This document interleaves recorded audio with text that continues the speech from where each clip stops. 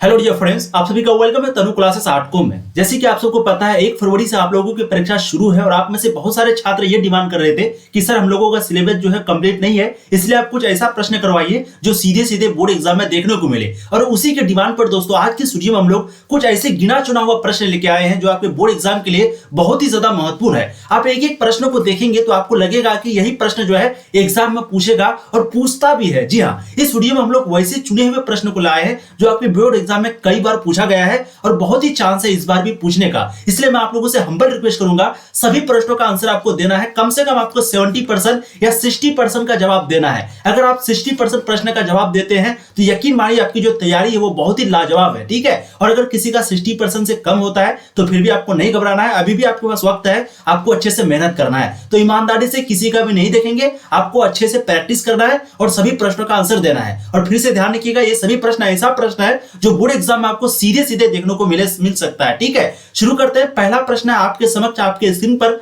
ऋग्वैदिक समाज था, आपको बताना है कि ऋग्वैदिक जो समाज था वो कैसा था। देखिए, इस क्वेश्चन को थोड़ा थोड़ा घुमा करके देता है। जैसे एक आपका होता है वैदिक, वैदिक के बारे में आप लोग जानते हैं, वैदिक सभ्यता है ना। एक होता है आपका वैदिक सभ्यता और एक होता है हड़प्पा सभ्यता। तो हड़प्पा सभ्यता कैसा सभ्यता था, तो हम लोग जानते हैं कि हड़प्पा सभ्यता जो है वो आपका मात्र सतात्मक सभ्यता था। ठीक है, और वैदिक सभ्यता आपका कैसा सभ्यता है, तो वैदिक सभ्यता जो है वो आपका पितृसत्तात्मक है। तो अगर आपको प्रश्न पूछा जाए वैदिक सभ्यता कैसा है, पितृसत्तात्मक, हड़प्पा सभ्यता कैसा है, मात्र सत्तात्मक, लेकिन यहां पर आपको पूछा गया ऋग्वैदिक समाज। तो देखिए, आप लोग जानते हैं इसका नाम वैदिक सभ्यता क्यों पड़ा, क्योंकि इसकी जानकारी जो है हम लोगों को वेदों से मिली थी। और ऋग्वैदिक क्या है, एक आपका वेद है। तो ऋग्वैदिक बोल दे या वैदिक सभ्यता बोल दे, दोनों एक ही चीज है। तो राइट आंसर आपको लगाना है पितृसत्तात्मक। तो वैदिक समाज था पितृसत्तात्मक, ऑप्शन आपके ए सही हो जाएंगे। और हड़प्पा सभ्यता आपका मात्र सत्तात्मक था। ठीक है, अब अगला प्रश्न देखिए, क्वेश्चन नंबर 2, जो कि बहुत ही महत्वपूर्ण है, हम आपको करवाए भी है। वेद का मतलब क्या होता है? बिल्कुल, वेद का मतलब ज्ञान होता है। वेद का मतलब ज्ञान होता है। वेद कितने प्रकार के होते हैं? वेद टोटल 4 प्रकार के होते हैं, ऋग्वेद, अथर्ववेद, यजुर्वेद, सामवेद, है ना। अच्छा, वेद जो है टोटल 4 प्रकार के होते हैं। ऋग्वेद जो है उसको ज्ञान का भंडार कहा जाता है क्योंकि ऋग्वेद में ज्यादातर ज्ञान दिया हुआ है ना। और पुराणों की संख्या कितनी है? पुराणों की संख्या 18 है। अगला प्रश्न है, ऋग्वेद के पुरुष सूक्तक में सर्वप्रथम किस वर्ण का उल्लेख मिलता है? फटाफट आप लोग जवाब देते चलेंगे, मेरे साथ साथ वीडियो को आप लोग लाइक कर दीजिए। अगर आपको मजा आ रहा है तो वीडियो को लाइक करके एक बार जम करके शेयर कर दीजिए, ताकि जो भी दोस्त आपके नहीं जुड़ पाए हैं वो भी हम लोगों के साथ क्लास को करे। ठीक है, चलिए, बिल्कुल ठट कर राइट आंसर हो जाएगा वैश्य। ध्यान रखिएगा, ऋग्वेद के पुरुष सूक्त में सबसे पहले वैश्य वर्ण का उल्लेख मिलता है। राइट आंसर आपके यहाँ पर डी हो जाएंगे। अगला प्रश्न आपका, गांडीव जो है वो कौन था, क्या था? बिल्कुल 4 के आप राइट आंसर हो जाएंगे, अर्जुन का धनुष। गांडीव जो है क्या था? अर्जुन का धनुष था। ऑप्शन आपके सी सही हो जाएंगे। अगला प्रश्न है, युद्ध भूमि में। ये सभी प्रश्न बिल्कुल अलग लेवल का आपको लगेगा, लेकिन महत्वपूर्ण है आपके एग्जाम के लिए। युद्ध भूमि में अर्जुन के सामने की सेना में कौन था? तो युद्ध भूमि में अर्जुन के सामने की जो सेना था उनमें था उपयुक्त सभी, यानी कि द्रोणाचार्य भी था, भीष्म पितामह भी था और दुर्योधन भी था। ठीक है, तो युद्ध भूमि में अर्जुन के सामने ये सभी था। ऑप्शन आपके डी यहाँ पर सही हो जाएंगे। अगला प्रश्न है, गीता में उपदेश दिया गया है।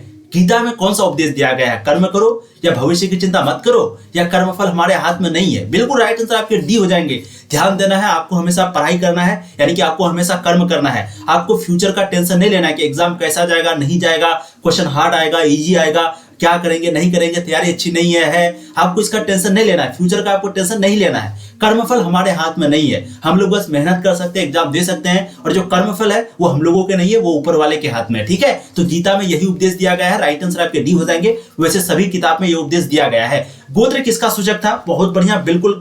चलिए, ये जो प्रश्न आपका बहुत ही महत्वपूर्ण प्रश्न है, क्या है कि गोत्र किसका सूचक था? आपको हम ये पढ़ा भी चुके हैं। और देखिए, प्रश्न देख के आपको लगेगा कि आप कभी नहीं पढ़े हैं, लेकिन इस प्रकार के प्रश्न जो है आपको पढ़ाया गया है। ठीक है, बिल्कुल 7 के यहाँ पर राइट हो जाएगा, प्रत्येक उपजाति के सामान्य पूर्वज का। तो गोत्र जो है वो प्रत्येक उपजाति के सामान्य पूर्वज का सूत्र था। आपके ऑप्शन ए बिल्कुल सही जवाब हो जाएंगे। अगला प्रश्न आपका है, अशोक का व्यक्तिगत धर्म क्या था? तो अशोक का जो व्यक्तिगत धर्म था वो था बौद्ध धर्म। ठीक है, अशोक जिन्होंने धर्म का शुरुआत किया। ठीक है, अशोक का संबंध किस वंश से था? तो अशोक का जो है मौर्य वंश से संबंधित था, है ना। पूछा भी जाता है कि अशोक का संबंध किससे था? मौर्य वंश से था। और अशोक जो है धर्म की शुरुआत किया, और अशोक का जो व्यक्तिगत धर्म था वो बौद्ध धर्म था। ठीक है, अगला प्रश्न क्वेश्चन नंबर 9, 1935 के अधिनियम के अनुसार प्रांतों में किस वर्ष चुनाव हुए? बताइए, 1935 के अधिनियम के अनुसार प्रांतों में किस वर्ष चुनाव हुए थे? 35 में, 37 में, 39 में, फिर 45 में? फटाफट आप लोग का जवाब देना है। बिल्कुल यहाँ पर राइट हो जाएगा 1937 में। ध्यान रखिएगा, 1935 के अधिनियम के अनुसार प्रांतों में किस वर्ष चुनाव हुए थे? तो 1937 में हुए थे। ऑप्शन आपके बी सही हो जाएंगे 9th नंबर प्रश्न का। अब अगला प्रश्न देखिए, बहुत ही महत्वपूर्ण। कांग्रेस मंत्रिमंडलों ने किस वर्ष त्यागपत्र दिया था? यानी कि वो जो है कांग्रेस का जो मंत्रिमंडल बना था तो वो अपना त्यागपत्र रेजिग्नेशन लेटर किस वर्ष दिया था? 10 का राइट हो जाएगा 1939 में। 1937 में बना था, है ना, 1937 में बना था और जस्ट 2 साल के बाद उन्होंने जो है त्यागपत्र दे दिया था अंग्रेजों को। ठीक है, अगला प्रश्न आपका है, अशोक ने महेंद्र और संघमित्रा को धर्म प्रचार के लिए किस देश में भेजा? बहुत ही महत्वपूर्ण है, ध्यान से देखिएगा। ये सारा प्रश्न आपके एग्जाम में किसी ना किसी बार पूछा गया है और आपको लगेगा कि बिल्कुल अलग है, लेकिन बिल्कुल आपके लिए अलग प्रश्न लाया गया है आज की इस वीडियो में। ठीक है, इसलिए वीडियो को आज शेयर जरूर करना है आप लोगों को, क्योंकि ये सारे प्रश्न आपके लिए बहुत ही महत्वपूर्ण है। चलिए, अशोक ने महेंद्र और संघमित्रा को धर्म प्रचार के लिए किस देश में भेजा? बिल्कुल राइट आंसर आपका हो जाएगा सिन्हल द्वीप, श्रीलंका में भेजा था। यानी कि इसी जगह जो है धर्म प्रचार करने के लिए अशोक ने महेंद्र और संघमित्रा को भेजा था। ठीक है, अगला प्रश्न आपका, अशोक किस वंश का शासक था? तो अशोक जो है वो आपका मौर्य वंश का शासक था। अभी हमने आपको बताया और कई बार पूछा भी गया है ना। तो अशोक जो है वो आपका मौर्य वंश का शासक था। ऑप्शन आपके बी सही हो जाएंगे। अगला प्रश्न आपका, अशोक कौन से बौद्ध भिक्षु के प्रभाव में आकर बौद्ध धर्म का समर्थक बन गया था? आपको बताना है कि अशोक किसके प्रभाव में आकर के बौद्ध धर्म का समर्थक बना था। तो राइट आंसर 13 का क्या हो जाएगा आपका? ए हो जाएगा। बहुत बढ़िया, बिल्कुल उपगुप्त का प्रभाव में आकर के अशोक जो है बौद्ध धर्म का समर्थक बन गया था। याद रहेगा ना, याद रहना भी चाहिए क्योंकि इस प्रकार का प्रश्न आपको करा दिया गया है। अब अगला प्रश्न है बहुत ही महत्वपूर्ण, सिंधु सभ्यता में गोदी बरा का जो प्रमाण है वो कहां से मिलता है? गोदी बरा का प्रमाण कहां से मिलता है सिंधु सभ्यता में? तो ये हम लोगों को मिलता है लोथल से। ऑप्शन आपके ए सही हो जाएंगे 14th नंबर प्रश्न का। अगला प्रश्न है, किस सिंधु स्थल से सूती कपड़े के साक्ष्य मिले हैं? बताइए कौन सा सिंधु स्थल है जहां से हम लोगों को सूती कपड़े के बारे में, सूती कपड़े का साक्ष्य मिला हुआ है? राइट आंसर आपको हो जाएगा मोहनजोदड़ो से। ठीक है, यानी कि हम लोगों को मोहनजोदड़ो से जो है सूती कपड़े के साक्ष्य मिले हैं। अगला प्रश्न आपका, मोहनजोदड़ो का उत्खनन कब हुआ था? तो आप सबको पता है 19, 20, 21 कई बार पूछा गया है। मोहनजोदड़ो का जो उत्खनन है वो किसने किया था? आर.डी. बनर्जी ने। इसका पूरा नाम क्या है? रखलदास बनर्जी। क्या नाम है? रखलदास बनर्जी। और किस दिन हुआ था इसका उत्खनन? तो आप सबको पता है 1922 में हुआ था मोहनजोदड़ो का उत्खनन। ठीक है, और वहीं पे अगर आप पूछ दिया जाए कि हड़प्पा का खोज कब हुआ था, तो 1921 में किसने किया था? दयाराम साहनी ने। ठीक है, अब अगला प्रश्न है जो कि बहुत ही महत्वपूर्ण प्रश्न है, मोहनजोदड़ो किस नदी के किनारे बसा हुआ है? तो ध्यान रखिएगा, मोहनजोदड़ो जो आपका शहर है वो सिंधु नदी के किनारे बसा हुआ है। ठीक है, और हड़प्पा जो है, हड़प्पा जो शहर है वो रावी नदी के किनारे बसा हुआ है। लेकिन अगर पूछे कि सिंधु घाटी सभ्यता या फिर हड़प्पा सभ्यता किस नदी के किनारे है, तो वो भी सिंधु नदी के किनारे। ठीक है, तो ध्यान रखिएगा, मोहनजोदड़ो जो है वो आपका सिंधु नदी के किनारे है। ऑप्शन आपके ए बिल्कुल सही हो जाएंगे 17 नंबर का। मोहनजोदड़ो का मतलब होता है मृतकों का टीला, मृतकों का टीला। अगला, पाकिस्तान के प्रथम गवर्नर जनरल कौन बनाए गए थे? तो पाकिस्तान के प्रथम गवर्नर जनरल का नाम था मोहम्मद अली जिन्ना और प्रथम प्रधानमंत्री का नाम था लियाकत अली खां, है ना। ये जो है फर्स्ट प्राइम मिनिस्टर थे, कौन? लियाकत अली खां। और प्रथम गवर्नर जनरल कौन बनाए गए थे? मोहम्मद अली जिन्ना बनाए गए थे। ऑप्शन आपके बी सही हो जाएंगे। क्या आपको मजा आ रहा है? प्लीज वीडियो को लाइक कर दीजिएगा, इस बात पर एक बार शेयर आप लोग कर दीजिए जो भी नहीं किए हैं तो। ठीक है, एंड हाँ, जो भी पीडीएफ लेना चाहते हैं, आपको कई बार हम बता चुके हैं, आपको सिंपली इस नंबर पे जो है कांटेक्ट करना है। ठीक है, इस नंबर पे 7667532320, यहाँ पर आपको जो है सभी सब्जेक्ट का पीडीएफ, ऑब्जेक्टिव, सब्जेक्टिव, साथ ही साथ आपको जो क्वेश्चन बैंक हम करवाए हैं 2009 से 2022 तक, और गेस प्रश्न मिलेगा। जी हाँ, गेस प्रश्न जो कि बहुत ही महत्वपूर्ण है। और जितना भी आपका क्लास चलेगा आज से लेकर एग्जाम तक, सारा पीडीएफ आपको मिलेगा। साथ में अगर क्वेश्चन आउट वगैरह हो जाता है, ठीक है, अगर हो जाता है, जरूरी नहीं कि होगा, लेकिन अगर हो जाता है तो वो भी आपको मिल जाएगा। लेकिन ये अगर आप नहीं मिलेंगे तो भी मिल जाएगा, इसका आप लोगों को बिल्कुल निश्चित रह जाइए। बाकी क्वेश्चन बैंक, गेस प्रश्न के लिए, ऑब्जेक्टिव सब्जेक्टिव क्वेश्चन के लिए, नोट्स के लिए, पीडीएफ के लिए, सारा के लिए आप इस नंबर पे व्हाट्सएप मैसेज करें। सिर्फ 249 रुपए में, जो कि बहुत ही कम फी है, इसमें आपको दिया जा रहा है। ठीक है, इसमें सिर्फ आपको एक मॉडल पेपर मिलेगा इतना रुपया में, लेकिन इतना रुपया में आपको सब कुछ मिल रहा है। चलिए, भारत को कब गणतंत्र घोषित किया गया था? बिल्कुल आप लोगों ने सही जवाब दिया है, 26 जनवरी 1950 को भारत को गणतंत्र घोषित किया गया था। यानी कि संविधान हम लोगों का जिस दिन लागू हुआ था उसी दिन हम लोगों का देश जो है वो गणतंत्र बना था, है ना। तो संविधान कब लागू हुआ था? तो 26 जनवरी को 1950 को। ठीक है, तो उसी दिन हम लोगों का देश गणतंत्र बन गया। संविधान को बनाने में कितना समय लगा था? 2 वर्ष 11 महीने 18 दिन। याद है आप लोगों को? याद होनी चाहिए क्योंकि ये सारा प्रश्न आपको करवाया गया है। अगला, इंडिया डिवाइडेड के लेखक कौन थे? तो इंडिया डिवाइडेड के लेखक का नाम है डॉक्टर राजेंद्र प्रसाद। ठीक है, इंडिया डिवाइडेड, ध्यान रखिएगा, इंडिया डिवाइडेड के लेखक जो है वो कौन है? राइटर कौन है? डॉक्टर राजेंद्र प्रसाद, जो कि भारत के प्रथम प्राइम मिनिस्टर थे और संविधान सभा के अस्थायी अध्यक्ष थे, है ना। अगला, किसके प्रयासों से रियासत भारतीय संघ में सम्मिलित हुई? आपको बताना है कि कौन ऐसा मेहनत किया था, कौन कोशिश किया था जिससे रियासत जो है भारतीय संघ में आके शामिल हो गया। बिल्कुल उनका नाम है वल्लभ भाई पटेल, है ना। सरदार वल्लभ भाई पटेल की प्रयासों से जो रियासतें थे, जो अलग अलग देश बनाना चाहता था, भारतीय संघ में नहीं मिलना चाहता था, वो इसी की वजह से भारत के साथ मिल गए थे। ठीक है, ऑप्शन सी आपके बिल्कुल सही हो जाएंगे।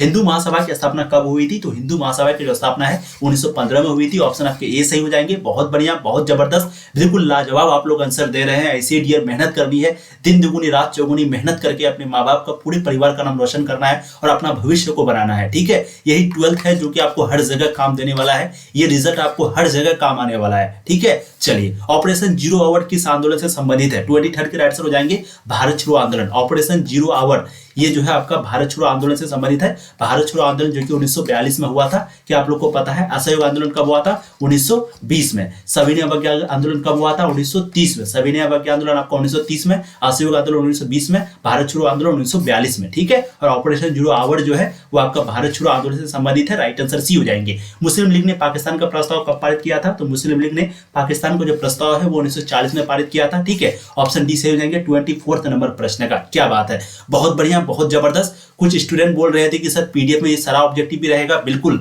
आपको गेस प्रश्न भी देंगे, ऑब्जेक्टिव प्रश्न भी देंगे। ठीक है, लगभग पूरी तैयारी हो जाएगी। अगर आपका टारगेट 400 450 है तो 100% आपकी जो टारगेट है वो पूरी हो जाएगी अगर ये सारा पीडीएफ आप ले लेते हैं, जो हम आपको पढ़ाते हैं और जो हम आपको पढ़ा चुके हैं, पहले दे चुके हैं। सारा पीडीएफ आपको मिल रहा है, जो पहले दिए वो भी, जो अभी देने वाले हैं वो भी। ठीक है, इसलिए जितना जल्द हो सके, सिर्फ 249 रुपये आपका चार्ज है, इसमें आप लोग पीडीएफ ले लीजिए। मैं बार बार बता रहा हूँ, आप लोगों के लिए बहुत ज्यादा बेनिफिट है। जो भी स्टूडेंट लिया है आप उनको पूछिए या फिर टेलीग्राम वगैरह में मैसेज करके पूछिए। बहुत ज्यादा सारा चीज महामैराथन जितना भी क्लास आपको कराते हैं, सारा पीडीएफ वहां पर हम लोग प्रोवाइड करते हैं। ठीक है, बिल्कुल आप लोगों के लिए तैयार किया गया है। चलिए, दो राष्ट्र सिद्धांत का प्रतिपादन करने वाला कौन था? द्विराष्ट्र सिद्धांत का प्रतिपादन करने वाला कौन था? बिल्कुल यहाँ पर राइट आंसर आपका हो जाएगा, वो है मोहम्मद इकबाल था। ऑप्शन बी बिल्कुल सही हो जाएंगे। डांडी किस राज्य में स्थित है? तो डांडी जो है वो गुजरात में है ना। देखिए, प्रश्न आपको कई बार पूछा गया है, क्वेश्चन बैंक में भी करवाया है। डांडी जो है आपका गुजरात में है। ठीक है, अगला है चंपारण कहां पर है? तो चंपारण बिहार में। चंपारण सत्याग्रह कब हुआ था? चंपारण सत्याग्रह 1917 में हुआ था, जो कि बिहार में है। चंपारण कहां पर है? बिहार में। Akhil Bharatiya home rule league की स्थापना कब हुई थी? Akhil Bharatiya home rule league, इसकी जो स्थापना है वो हुई थी 1916 में। ठीक है, और मुस्लिम लीग की स्थापना कब हुई थी? तो मुस्लिम लीग की स्थापना हुई थी 1906 में। ठीक है, अगला प्रश्न आपका है, भारत की राजधानी कलकत्ता से दिल्ली स्थानांतरित कब हुई थी? तो भारत की राजधानी पहले कलकत्ता थी, उनके बाद दिल्ली हो गई। ये कब हुई थी? 1911 में हुई थी। 1911 में। 29 का राइट आंसर आपका यहाँ पर टी हो जाएगा। बहुत बढ़िया। और 1911 में गेटवे ऑफ इंडिया का भी निर्माण हुआ था। ठीक है, ध्यान रखिएगा, गेटवे ऑफ इंडिया का जो निर्माण है वो भी आपका हुआ था 1911 में। ठीक है, गेटवे ऑफ इंडिया कहां पर है? मुंबई में है। कलकत्ता किस नदी के तट पर स्थित है? 30 का राइट आंसर हो जाएगा हुगली। कलकत्ता जो है वो हुगली नदी के तट पर स्थित है। राइट आंसर आपका डी हो जाएगा। अमर कथा को लेखिका, अमार कथा, ये आपका जो है बंगाली भाषा है, तो बताइए अमार कथा इसके लेखिका कौन थी? तो 31 का यहाँ पर राइट आंसर हो जाएगा। बहुत बढ़िया, विनोदिनी दास। ध्यान रखिएगा, ऑप्शन बी आपके यहाँ पर सही हो जाएंगे। क्या बात है, बहुत जबरदस्त, लाजवाब आप लोग आंसर दे रहे हैं। नेक्स्ट लेवल आप लोगों की तैयारी है डियर, ऐसी आपको मेहनत करनी है। ठीक है, और ईमानदारी से आंसर दीजिए जो नहीं दे पा रहे हैं। चलिए, भारत में बालिकाओं की शिक्षा की आधिकारिक अनुमति किसने दी? भारत में बालिकाओं की शिक्षा की आधिकारिक अनुमति जो है किसने दी थी? तो 32 का राइट आंसर हो जाएगा डलहौजी ने। इसी ने कहा था कि यहाँ पर जो है लड़कियों को भी शिक्षा देनी चाहिए और ऑफिशियल परमिशन दिया था इनका। ठीक है, ऑप्शन ए सही हो जाएंगे 32 का। अगला है, क्रांति के दमन के बाद कौन क्रांतिकारी नेता जो है नेपाल भाग गए थे? यानी कि जब 1857 की यहाँ पर क्रांति हो रही थी तो कौन सा यहाँ पर नेता था जो विद्रोह का नेतृत्व कर रहा था? बताइए कौन सा नेता था जो नेपाल भाग गया था? तो एक था नाना साहेब और एक था बेगम हजरतमहल। ये दोनों जो है नेपाल भाग गया था। तो राइट आंसर आपका यहाँ पर सी हो जाएगा, ये दोनों। ठीक है, ये दोनों कहाँ भाग गए थे? नेपाल। अब अगला प्रश्न, वेबकद के सिद्धांत का संबंध किससे है? तो वेबकद के सिद्धांत का जो संबंध है वो आपका यहाँ पर है बिल्कुल डलहौजी से। ऑप्शन बी आपके सही हो जाएंगे 34 नंबर प्रश्न का। अगला है, भारत में रेलवे लाइन की शुरुआत कब हुई थी? तो भारत में रेलवे लाइन की जो शुरुआत है वो 1853 में हुई थी। आप सबको पता है, मुंबई से थाने की भी सबसे पहली ट्रेन चली थी भारत में। ठीक है, ये भी प्रश्न आपको कई बार पूछा गया है। जबरदस्त, बहुत बढ़िया, बहुत जबरदस्त, क्या बात है, बिल्कुल सही आंसर दे रहे हैं। अगला देखिए, महारानी विक्टोरिया ने अपना घोषणा पत्र कब जारी किया था? तो महारानी विक्टोरिया ने जो है अपना घोषणा पत्र 1858 में जारी किया था। ऑप्शन बी आपके 36 का बिल्कुल सही हो जाएंगे। अगला है, फ्रांसिस बुकानन के विवरणों से किस जनजाति के बारे में जानकारी मिलता है? तो फ्रांसिस बुकानन के विवरणों से हम लोगों को जो है किसके बारे में जानकारी मिलता है? बिल्कुल संथाल के बारे में। ऑप्शन बी आपके सही हो जाएंगे। संथाल विद्रोह कब हुआ था? फटाफट जवाब दीजिएगा। आपको ऑप्शन देते हैं हम लोग, 1954 में हुआ था या फिर 1955 में हुआ था या 1956 1956 में हुआ था। फटाफट जवाब दीजिए, संताल विद्रोह कब हुआ था, कमेंट में आप लोग फटाफट बोलिए। ठीक है, चलिए तो फ्रांसिस बुकानन के विवरणों को संताल जनजाति के बारे में जानकारी मिलता है। ठीक है, यानी कि फ्रांसिस बुकानन का जो किताब है वहां पर हम लोग संताल के बारे में पता चलता है। वारेन हेस्टिंग्स ने द्वैध शासन प्रणाली को समाप्त कब किया था? बिल्कुल 38 का आंसर रहेगा 1772 ईस्वी में। ध्यान रखिएगा, वारेन हेस्टिंग्स ने द्वैध शासन प्रणाली को जो है 1772 में समाप्त किया था। ऑप्शन बी 38 का बिल्कुल सही हो जाएगा। अगला प्रश्न आपका है, अंग्रेजों ने भारत में अपनी पहली फैक्ट्री कब स्थापित की, कहां पर स्थापित की थी? तो अंग्रेजों ने भारत में जो अपनी पहली फैक्ट्री है वो स्थापित की थी सूरत में। ठीक है, सूती कपड़ा मिल वगैरह सबसे पहले कहां पर स्थापना हुआ था उनका? सूरत में। ऑप्शन आपके ए सही हो जाएंगे। यहाँ पर 39 का याद रखिएगा, बहुत ही महत्वपूर्ण प्रश्न है। अगला है, भारत में पहली बार डाक टिकट किस गवर्नर जनरल ने जारी किया था? तो भारत में जो पहली बार डाक टिकट है वो किसने जारी किया था?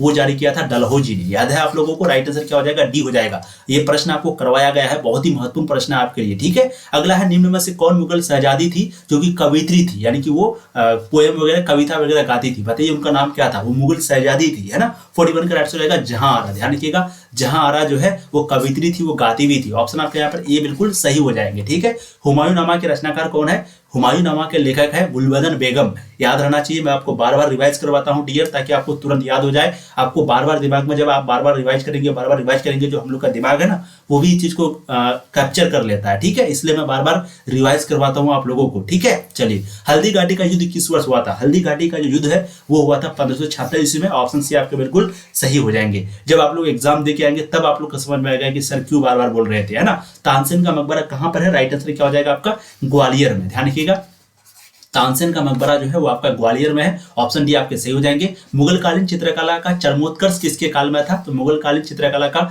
चरमोत्कर्ष यानी कि सबसे नीचे या फिर सबसे ऊपर, यहाँ पर हो जाएगा सबसे नीचे। तो सबसे नीचे जो है जहांगीर काल के था। ठीक है, और मुगलकालीन जो चित्रकला है वो सबसे ज्यादा जो अपना महिमा को छुआ था, सबसे ज्यादा जो तरक्की में था वो शाहजहां के शासन काल में था। राइट आंसर आप लोग को याद है ना। तो यहाँ पर आपका ऑप्शन सी हो जाएगा 44 नंबर प्रश्न का। ठीक है, अकबर के बारे में तो कई बार प्रश्न पूछा जाता है, आपको कई बार बता भी चुके हैं कि इन्होंने तीर्थ यात्रा कर, जजिया कर, दास प्रथा, सती प्रथा, इन सभी चीजों को इन्होंने समाप्त किया था, है ना। याद है आप लोगों को। चलिए, हुमायूं के ऊपर जो हुमायूंनामा लिखा गया था, है ना, हुमायूं की कहानी को हुमायूंनामा बोलते हैं, तो ये किसने लिखा था? गुलबदन बेगम ने। अकबरनामा की रचना किसने की?